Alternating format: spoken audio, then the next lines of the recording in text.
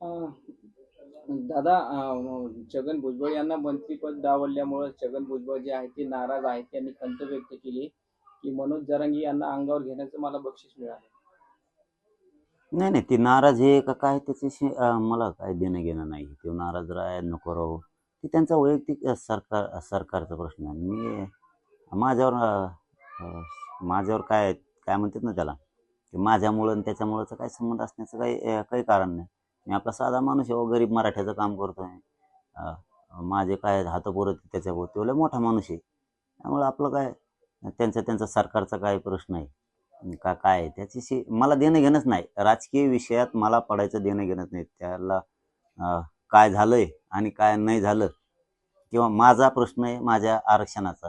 राजकारणापेक्षा माझ्या गोरगरीब मराठा समाजाला आरक्षण हे महत्त्वाचं आहे. त्याच्यामुळे आरक्षणाची लढाई माझी कायम सुरू आहे.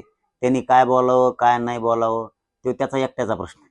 त्याला काय ते कुंकडं बरळतं ते कवाय उठलं सुटलं त्याला मीच दिसतो. मग गोरगरीब मराठ्यांचे लेकरं दिसत आहेत, गोरगरिबांच्या लेकरांचं आयुष्याचं कल्याण होणारे आरक्षण ते दिसतं. त्याला दुसरं काहीच दिसत नाही. ते काही उठतं सुटतं आणि कुंकडं बळती प्युअर येडपट आहे ती.